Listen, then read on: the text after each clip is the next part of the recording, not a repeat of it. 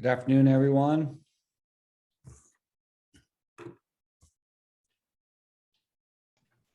Hey, Joe. How are we doing today?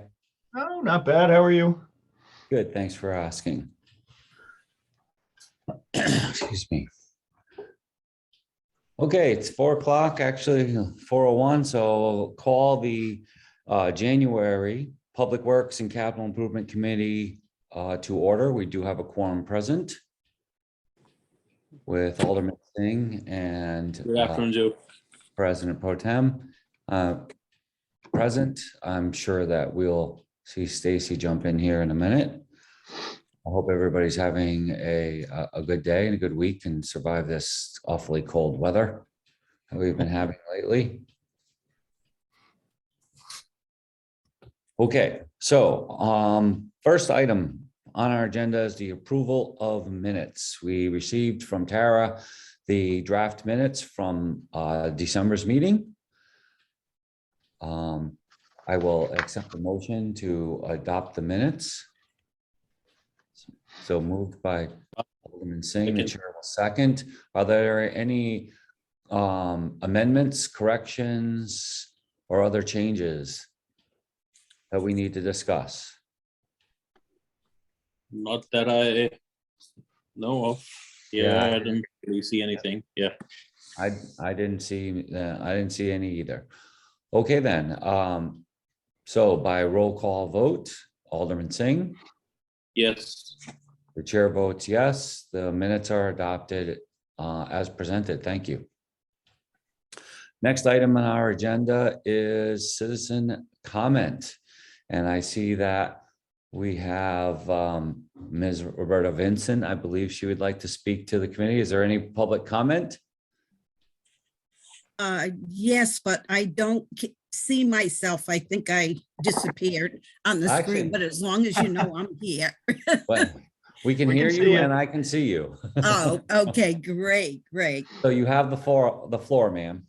Oh, thank you. You're welcome. Recently, the St. Anthony Chapel Foundation got a grant to do the history of the Cape Verdeans in the city of Norwich. And mainly the first place that the Cape Verdeans settled is Tallman Street. So we can go back to before 1920, 40, and 60, do maps and all of that. But currently there are only 7 to 8 houses that remain on Tallman Street. So originally what I had asked is if we could put up a sign above the Tallman Street sign that identifies the Cape Verdean, such as Cabo Verde Way or Cape Verdean Way, because the symbols of the Cape Verdeans that were on Tallman Street, the chapel and the club are no longer there. So we want to preserve this part of our history with people knowing that we were there. So I had sent a letter to Patrick, and he kind of suggested that there were properties on Tallman Street that they would allow us to use to put up a sign on without using the existing street sign. Okay.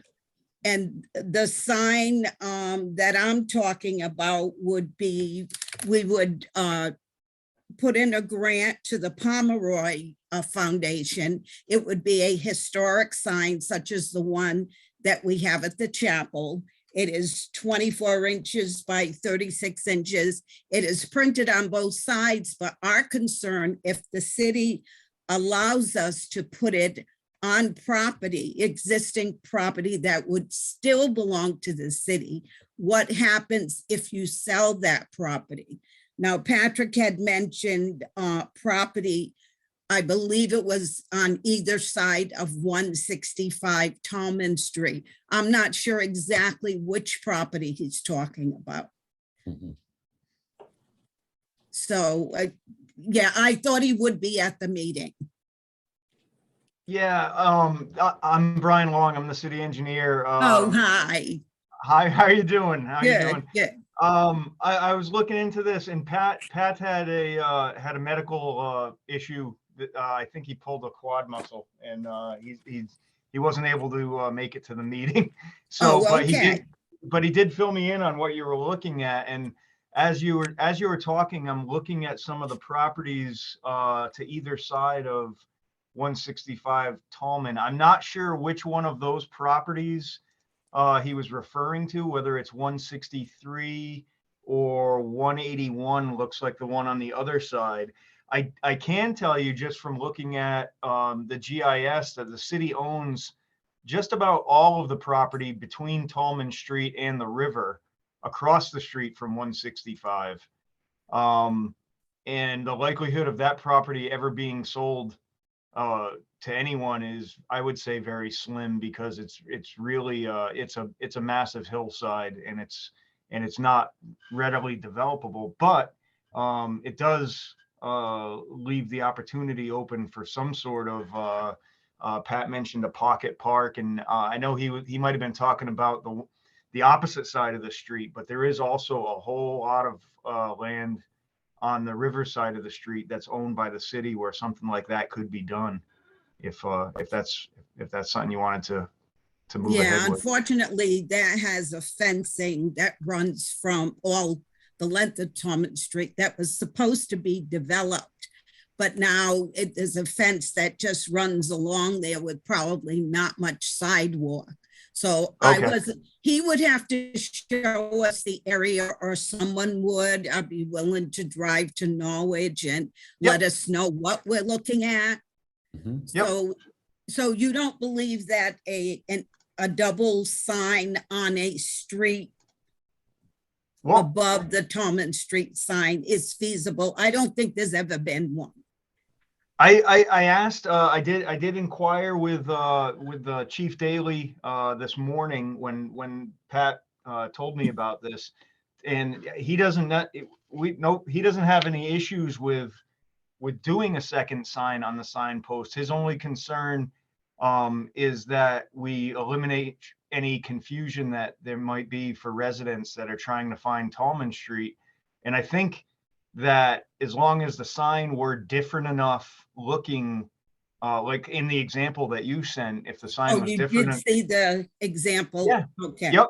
Yeah. Yep. And he was mentioning maybe, some of the historic sites and things around the city are a brown color with white lettering. So if we adopted that kind of format for that additional sign, then he's not concerned about the police and fire ever being confused. His only concern was that there may be citizens that would be confused, but with the sign being a different enough a color, I don't think anyone Yeah. has any problems with doing that either. So It would definitely have to be a different color.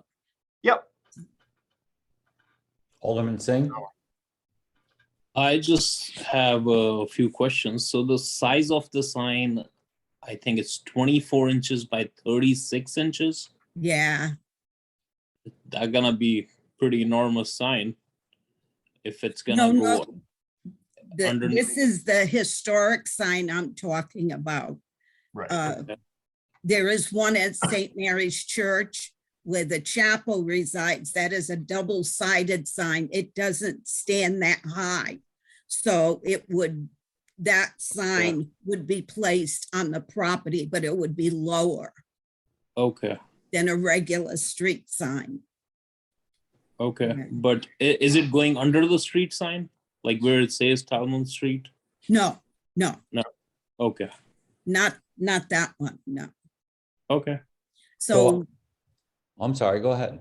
no, I'll wait for your advisement. Maybe I could meet up with someone, or Yeah, well, that would be my advice, that you continue to work with Brian and with Pat McLaughlin, the director, and come up with some options that we could continue to discuss. I think that I just want to clear up one thing, that okay, I think the vision of something being attached on top of a street sign. So street signs now are those blue rectangular with the rounded corners, Right. right?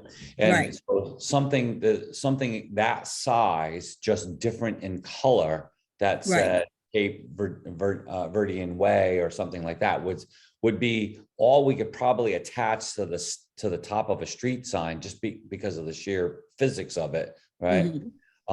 If we're talking about a 24 by 36 sign, I think this is what I'm picking up on what Alderman Singh's talking about. That can't really be attached to a street sign. Oh, no, that's for the Okay. ground. That's Yeah. for the Yeah. ground. But the So there's a simplest couple of different thing, ways to go here, Yeah. right? yeah, and Yeah. just so you know, Tolman Street is only a shortcut. There, like I said, there's very few houses on there. And it's really from Laurel Hill, it's just a cut through. So it's not a major street where people would get confused if you went the other route. Yeah. We and just one- wanna, and preserve. And one end of it is one way, so the people is coming one from way. the people from coming from East Main Street wouldn't be looking to turn onto that road No. either way. No, So I don't think no. that's an issue. And I think, Roberta, were you talking about the possibility of doing both options, or is it in either No, or just one. I would be happy with one. one or the other? Okay. All Yeah. right. Well, I think we can figure it out for sure. Yeah. Okay, Right. okay. That would be great. Okay. So Should I Roberta, contact Brian or? well, you contract, you can, I think either, but you can contact Pat. I know that you've already Okay. had a bit of a conversation with Pat. And Okay. Pat, I'm sure, is going to bring Brian in. He actually already has, right? And Yep.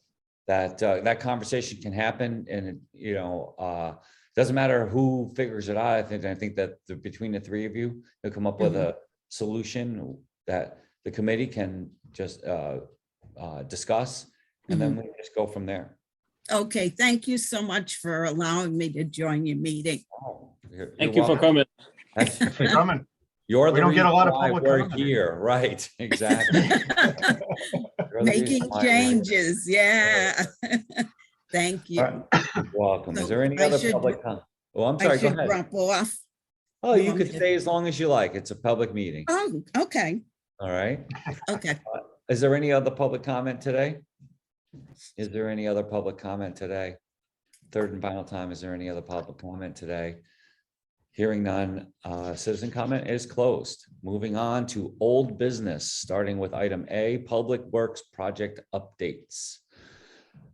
Mr. Long, I'm sure you have a Okay. list. All right, I'll go over the list that I had from last month's meeting. The Sherman Street Bridge project did go out to bid on December 22nd. The original bid receipt date was the 19th, but that's been changed to the 26th of January. Also, we have received the Army Corps permit that was required for that, and we are in the process. We're getting good feedback that we shouldn't have too many snags with the deep permit as well. So they're kind of trying to fast track it because they realize how important it is that we hit the beginning of this construction season this year, being that it's a 2-year project. So the annual paving meeting went on as planned. Unfortunately, the Pastriacs lost Carl last month. I'm not sure if anyone was aware of that, but It wasn't, but no. Thank you for telling me that. yeah. Charlie has stepped in, and he's going over. He knows the business just as well as Carl does. They've been tag teaming that part of it for years, and so he came in and we went over the paving schedule for next year, and we'll be moving ahead with them as planned. The New London Turnpike, you guys stop me if you have any questions as I'm going down the list. The New London Turnpike project has been, the negotiations with Benesh were still nailing down the exact scope of what we're going to be looking for from them as far as the overall what's going to happen with the project. And that's the northern section that we're talking about, between 82 and Town Street. The Unkus League Heritage Park project, that's just going on. Nothing new to report on that one. Dunham Street, they did go into their winter shutdown as we anticipated. They're still on track to be able to receive the hard to find granite curbing that's going to be required for continuing with that project. They're looking at having everything set up and ready to go to start at the beginning of March, weather dependent, and get that going at the same time. I don't really have anything to report on the Mohegan Park Disc Golf project that was talked about last month. So if you have any other questions, let me know. So I know that there was an email conversation going back and forth between Pat and a couple of the residents on Caribou Drive. Yep. Are you familiar with that? I am. I'm very familiar with that. I actually when it came up and we were talking about the paving schedule with Pastriak, we did have them on the schedule for 2022 as far as paving goes, but with the recent influx of funds, federal funds, we are going to be NPU is going to be redoing the water infrastructure for that entire neighborhood. So they'll be replacing the water mains in that entire neighborhood, and that project, because of the water main replacement and all the services being replaced at the same time, that project will include repaving of the entire road once all of the water lines are replaced. And unfortunately, that will be being designed in 2022, and they are anticipating the water line and the paving to happen in 2023. And I think in the emails that were being exchanged with the resident out there, all that information was passed along to them. And while they are frustrated with the condition of the road, I believe Pat informed them that, any small localized repairs that needed to be done in the meantime over the course of this year, we'd be taking care of those as they come up.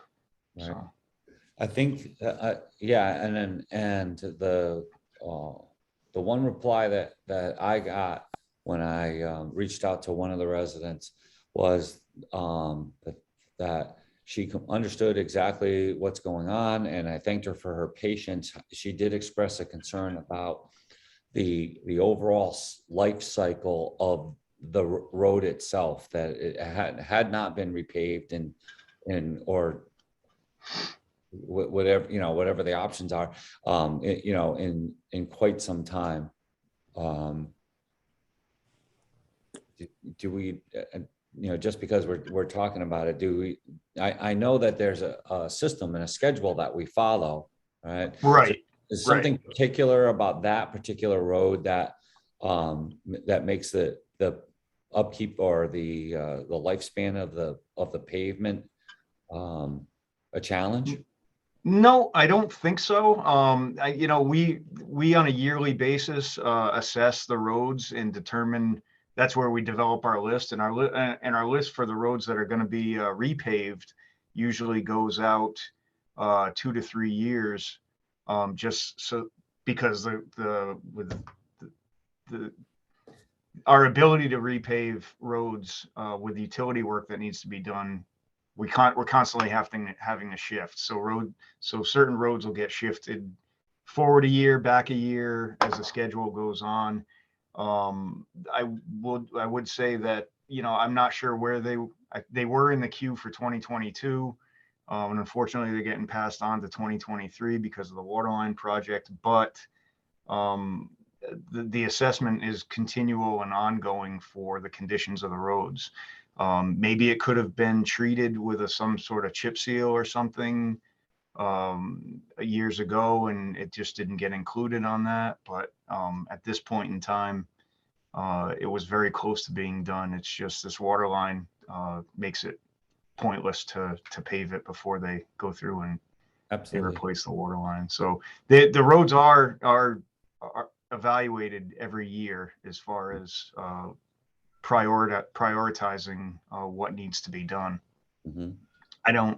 I don't have enough historical information for whether about it being 30 years since it was paved, but that could be. Yeah. Just Right. You know, and I don't want to spend a lot of time talking about that because, you know, a lot of factors come in. I know that there's Yeah. a system in place. I believe the system works, but no system is perfect.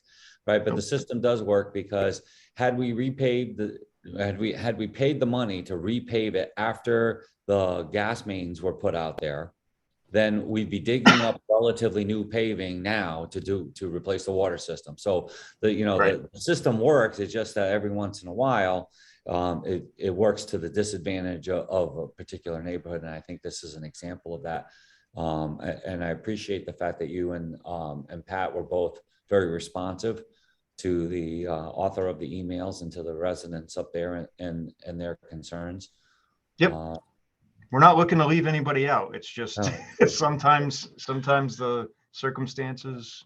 Well, change. and I know that it's been 50 years since that went in, you know, that because all those neighborhoods up there, Countryside Drive, which is now getting the water project, right? Yep. And then it's going to be all repaved. Lawler Lane, you know, we dug up Canterbury Turnpike from stem to stern to get water all the way out to Ockham, right? That was a bit of an emergency deal because because of contamination in the water in Ockham and so on and so forth. So, you know, Yeah. those are the kinds of things that happen. And I believe that both the utility and public works are on top of that stuff. I just want the residents through this, if anybody takes the time to take a look at this recording, they know that, you know, there is a system in place. We are working the system. And as you said, nobody intentionally gets left out.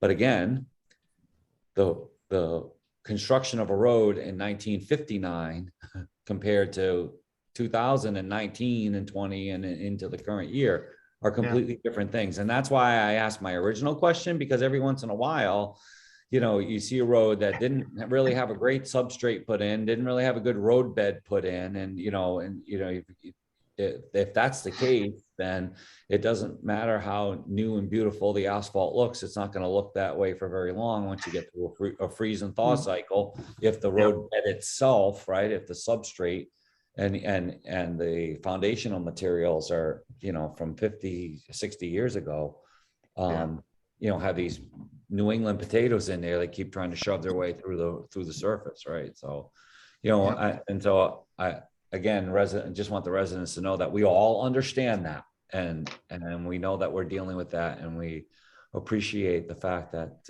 they're being patient, especially in this neighborhood. So, but thank you for that insight. Okay. The other project that I just had a quick question about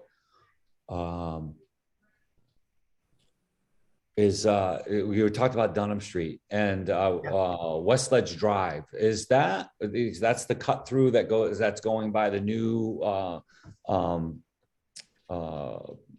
apartment buildings that are going in there where Peachtree used to be.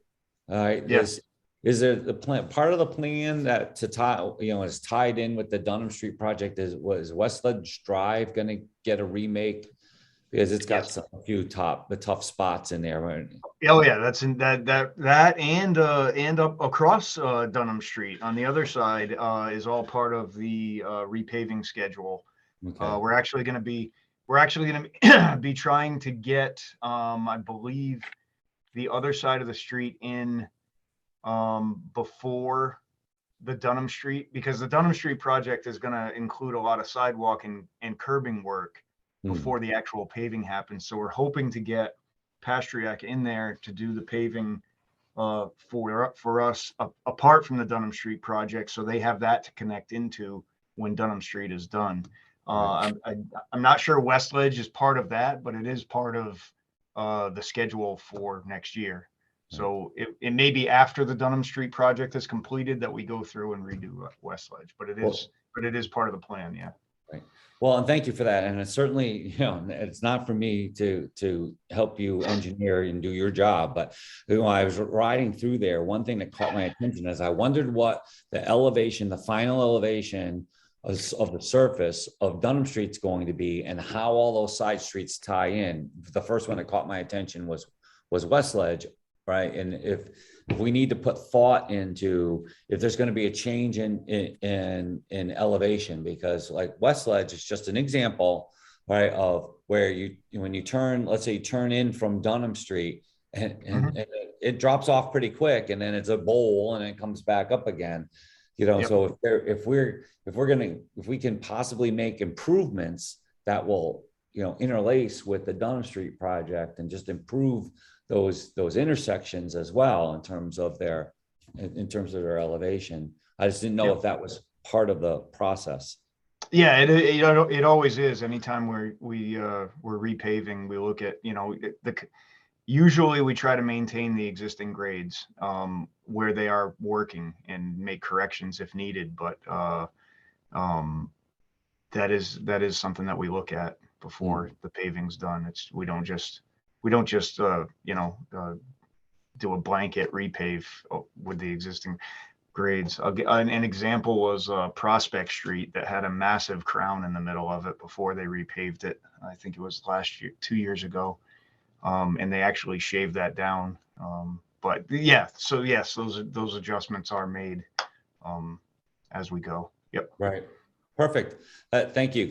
Because, and again, the architect's eye, I'm looking at that beautiful work that the Gebbies are doing out there where Peachtree used to be, and the last thing nice. to have those people paying market rate, right?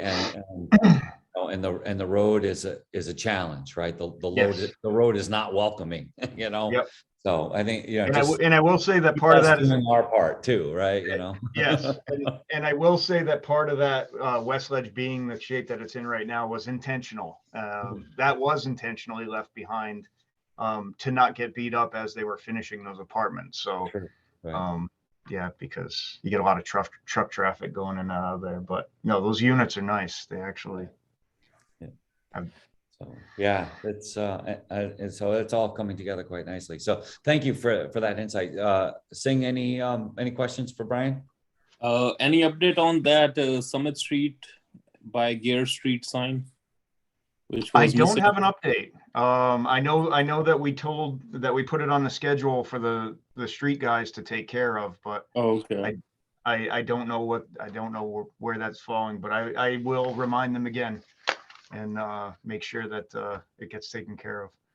Also, I think we did get one email regarding some resident wanted to see if we are still giving away like salt and sand mixtures like we used to do. No, it's been since before I got here. They stopped doing that, and yeah, we don't do that anymore. All right, Brian, how long have you been with the city? 2.5 years now. Right, Yep. because I was gonna say that it's been at least, well, I've been on the council for 4, so I know that it predates that. It may have been as much as a decade since we've done that, and that has been an issue. People were upset that we stopped doing that, but when it came to the fact that taxpayers were essentially subsidizing contractors who would come and take the sand and take the salt and then use it and charge customers for it on the taxpayer's dime. And there was really no effective way for us to either prevent that or prosecute it. I mean, the money we would have to spend on a camera system and then still be able to track these people down to prosecute. And then at the end, if you prosecute, you still probably don't get your money back. So there was no way to protect the taxpayer on this and provide the service and protect the commodity. Now, is there any neighboring towns doing those things, like giving access Yeah. to sand and stuff. There are certainly many much smaller towns with, well, I should say with smaller populations Okay. that, okay, that have much lower mill rates, okay, and that provide this, but they're essentially they're leaving it unprotected. They're saying, all right, if somebody takes it, they take it, and when it's gone, it's gone. That's what they do. But they're talking, you know, that they might spend hundreds of dollars in a season where the city was spending thousands upon thousands upon thousands of dollars. And then the problem is that then we don't have the material for public works to put on our road when we need it. Right. And you know, that is the unfortunate reality of society today, is that, you know, people will take advantage of something like that. And it just got to the point where it was far too costly to just have it be out there unprotected and unsecured. And so that was a hard decision to make, right? And I know that I took a little bit of heat about this on social media, which is fine, you know, comes with the territory, but because I very gently and nicely said that our local businesses, all that, you know, hardware type stores sell ice melt and other materials. And so for me, instead of asking the taxpayers to subsidize ice melt from my personal driveway, I spend my money on a local business to support a local business, right? And that was the point I was trying to make. And, you know, obviously that got right, but you know, you can't help that. But that being said, yeah, that's really the issue, Singh. It was again hard decisions that sometimes our department heads have to make. Anything else? That's it. Okay. All right. With that, we'll move on to item B, property disposition. Brian, do you have a list from Pat? I don't. He didn't leave me anything as far as the property disposition. I'm not aware of anything that was in the process of being moved, either in or out of our current holdings. I think we're up to date on that. If there was anything under dangerous buildings or something that was getting ready to move, the council would be aware. And you know, again, Stacy would make us aware of that. And I can say that only thing that's on tonight's agenda is not a disposition other than to move a piece of property into an enterprise zone. So I don't see anything that for us to take up, Brian. So I think we're good. All right, with that, moving on to item 5, new business. The only thing I asked for under new business was a winter storm update, how we are doing with our crews and our equipment and our materials and with the recent weather that we've been having. Yep. So we did get the last big storm of 7 inches was on the 7th of January. And that was a pretty sizable one. Of course, everyone was probably aware over the weekend. We tacked on to that on Monday with a snow ice slushy situation that added a little bit there, but not a huge amount compared to what we've had so far for the season. Typically, based on typical usage, we're about 20% through our annual budget for snowstorms and what we've used. So before Monday, we were a little under 20%. Now we're a little over 20% of what we typically do. Yeah. I did, you know, during that storm on the 7th, I asked the city manager how we were doing crew wise. And I just wanted to take a moment to thank the crews, because all but one person, I believe, was out due to COVID. That means that the folks are taking care of themselves so that they can, you know, help take care of us when the crappy weather strike. So, you know, that is really appreciated. I know we don't say that enough, but you know, I wake up in the middle of the night when I hear the plow truck go by. So I know they're out there, and I Oh, yeah. appreciate the fact that they're out there, and I appreciate more that they got out of their nice warm bed so that I could stay in mine. So I wanted to give them some props for that. Otherwise, our crew strength is solid, Brian. Yeah, yep. Okay, Yeah. good, good. All right. Anything on the winter storm stuff, Singh? No, I'll just second whatever you said, because I do see a lot of folks stopping at the gas station for the coffee in the morning. So, you know, I'm just glad they're out there and helping us. Yeah. Terrific. Anything that we should be aware of under the winter storm response, or material wise, or anything that we're okay? No, we're in good shape. Yeah. Yep. Okay. All right, terrific. Then moving on, is there any other business that the committee should either take up or be aware of for a future agenda? I don't have anything. Usually Pat asks me, you know, the week before when we put the agenda together, and I have a list of things. Today I don't have anything. Okay. Sing? I guess we can just, we just need pretty much update on a lot of things that we talked today. And actually, most of them might be just be handled by administration. So like the signage that, you know, Cape Verdean signage that we talked. And let's see how it goes. If we get more emails, those will be part of our discussion. Right. Yeah, but I don't have any pressing issues under other business. I agree. All right, wonderful. So with that, I'll entertain a motion to adjourn. I'll second. No, you need to make the motion. I'll make a motion to adjourn. There we go. I'll second. All right. All right. All those in favor? All right. Aye, we are unanimously adjourned at 4:38 p.m. Thank you all very much.